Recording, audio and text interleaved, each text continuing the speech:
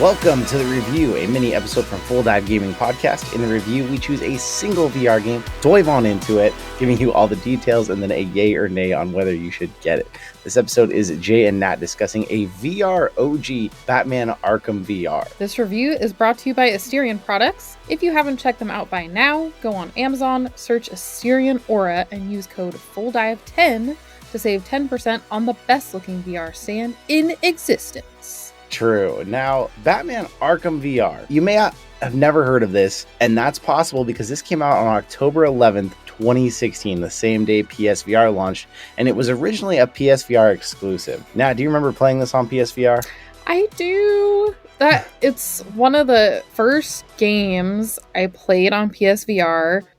One of those, like you said, early OG games, and I remember being just amazed, especially when you get down to the Batcave. It just looks... I'm not even like a particularly big Batman fan, but it's amazing being in that open cave space and you see all the like cool stuff. I remember there's like the Batmobile, and there's like a dinosaur for some reason. And a penny on the wall.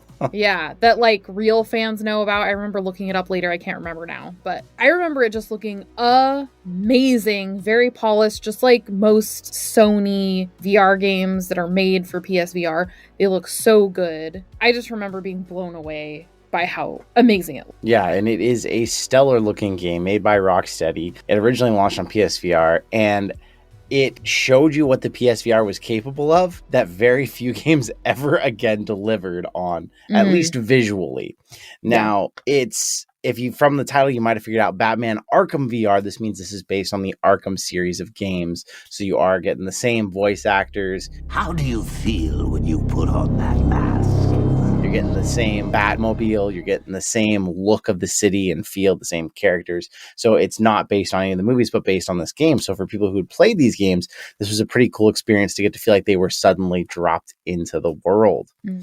It's considered an adventure game, but I kind of think of more of it as like a story-driven experience or even a puzzle. What do you think? I agree. I would not call it an adventure at all. There's not really any points where you're actually fighting or doing any kind of combat or anything like that. I would definitely say story-driven kind of puzzle. I would say it's more than an experience. Probably more like a puzzle. There's not really any moments, like I said, when you're fighting at all. There's more moments where you have like your grappling hook and you can throw like some batarangs and stuff, but not like at enemies. It's more like at buttons and stuff like that. And you're kind of going around trying to figure out what's going on.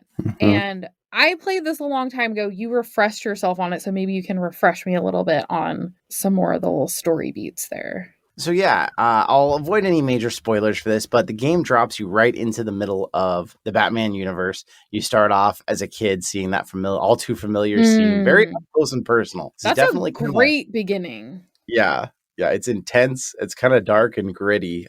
You feel like a small child. I mean, if you have any heart in your chest, you feel like...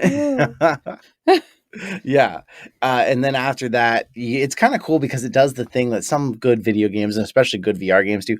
It drops you into the middle of a story, but you don't know what's going on. Just like, you feel like you are this character who is confused and is trying to figure out this mystery. And so it kind of puts you both in the same frame of mind, which is great. Basically, you find out that, your sidekicks are missing and you have to try and figure out what's going on, what happened. And for those of you who aren't big Arkham followers or big Batman followers, it has not just Robin, but the other one. Nightwing, yes, not Darkwing.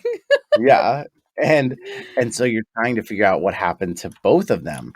And through a whole bizarre turn of events, you end up having to solve some puzzles, meeting some other characters from the universe, and getting to see some really amazing visual experiences and hear some amazing voice acting. I just had a flash when you were talking about the characters. This is not a spoiler, but you meet the Penguin and talk to him at one point. There is a point where it's not a spoiler to say he's like like, I don't even remember exactly what happened, but he's like Tied hanging up. off a, okay, he's Yeah. tied up. There you go. And his face is like getting red, like it Mhm. would in that kind of situation. It's like the attention to detail is so amazing and really draws you in so well. I remember though being disappointed that you can't drive around in the Batmobile. Mhm. You just when you're like traveling in between places, even when you use like your grappling hook, it like blacks out the screen.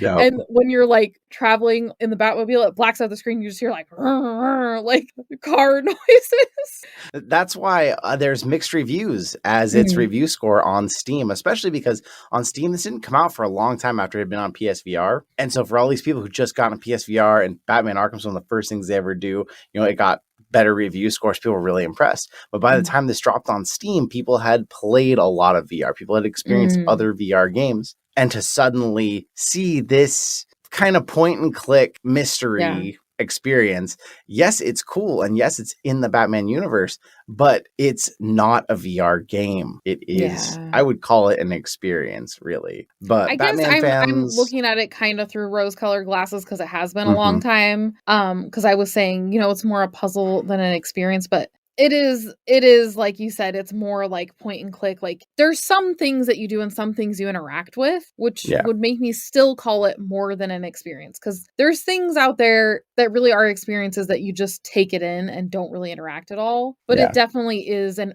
early VR game. It's pretty short. There's not a whole ton that you do, but it is really great. It as one of the OG games. Yeah, and if you're a Batman fan, there's so many things that went above my head. Because, I know I've watched the Batman movies and I like Batman, but I'm not like a comic book reader or an avid story follower. And there's a lot to it if you are that you're going to see and notice. Like, oh my gosh, this is that. You put a Batman fanboy in this and they're going to lose their mind a little bit, but they will be disappointed because they're going to see the Batmobile. They're like, I'm about to try the Batmobile. And the game was extremely careful to not make people motion sick, as we've said.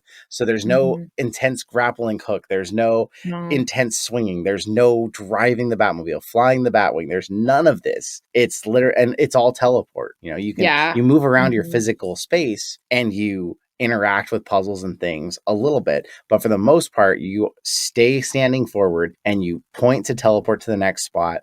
And so you kind of whoosh.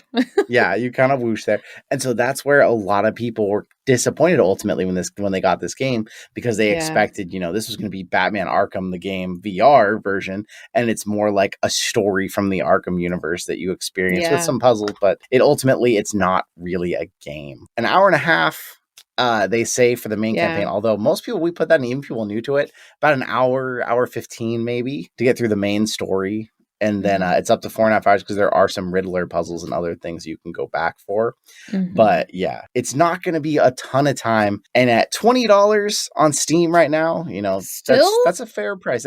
That's if you don't catch it on sale. But here's the thing. I actually got it on PC tonight just to refresh real quick before this. I went to g2a.com where you can buy game codes for pretty cheap. And I got this thing for like $3.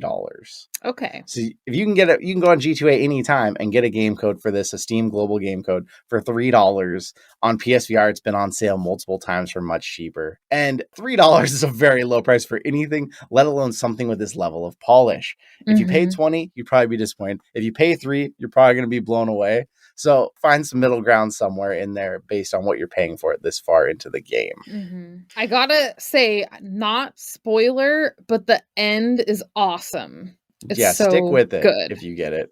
Stick through it. And there's a couple things that we didn't really touch on as far as game mechanics there. So you have three main items. You have your grappling hook, which gets you from point A to point B, or helps you pull a switch if you can't reach it.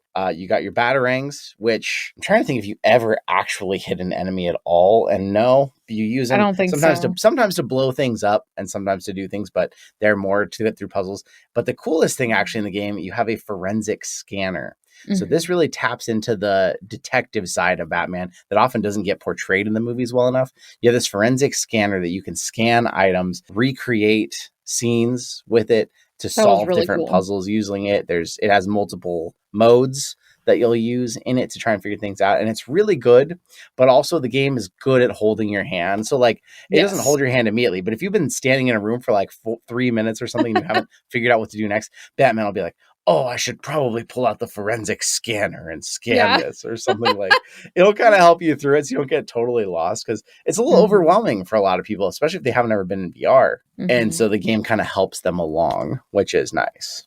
Yeah. And also the forensic scanner can sometimes be a thing that makes it definitely feel more experience-y, because it'll be like you're using it and it's just playing a scene before you, basically.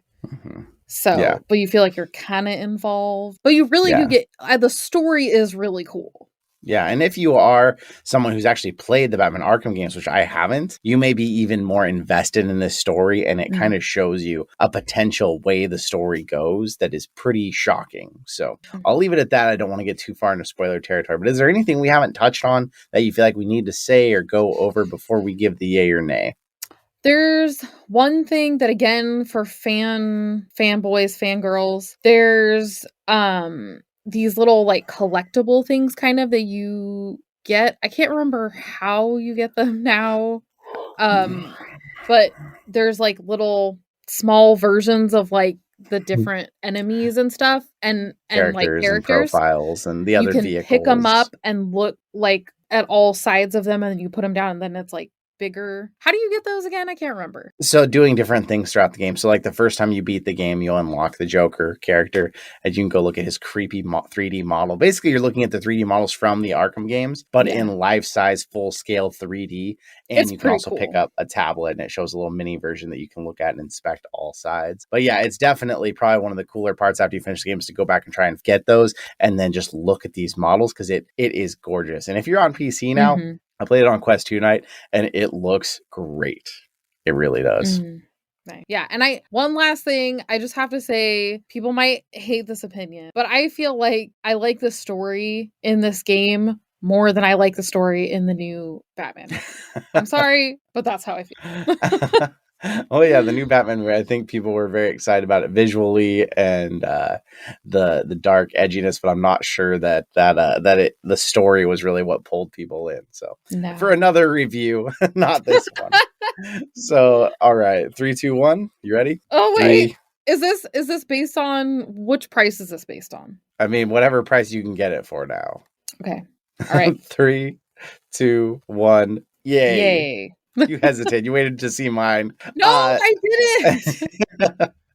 $3 or on sale on PSVR. I think this is a VR experience everyone should have who's into VR, regardless of how you feel about it, regardless of the mixed reviews. At $3 and an hour of your time to experience some of the moments you get to experience this, I think it's absolutely pretty awesome. Worth it. $20 I feel is a little steep. I feel like definitely find it on sale because it is old, but yes, it does look so good, and there's so many cool moments. It really is like a classic. You gotta experience. It's worth $3 just stand in the opening scene and look out over the city of Gotham right there, standing on that railing on top of the police station next to the bat signal. Pretty cool. That's the opening menu, and it's like, wow, this is beautiful looking just to see that. So yeah, what do you think out there? Did you play this back in the day? Did you get it more recently but you paid full price and you hate it? Come join our Discord. Let us know. I would love to hear anyone's thoughts on Batman Arkham, because it's something I love talking about. I love putting people into it to play it, and I'm excited. I really wish we would get more. I don't know if we ever will, but I wish we would get more. If you want to take it a step further, be a direct supporter on Patreon. Our patrons are covering all of our production costs at the moment, so I really want to say a huge thank you. And Nat, if people got to get into VR, what do they have to do? First, they got to rate, review, and subscribe our podcast. Then they got to dive on in. Dive on in. Thank you.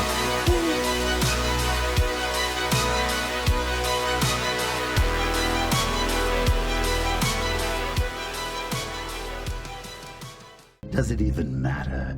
After all, if you find a mask that fits, you never need to take it off.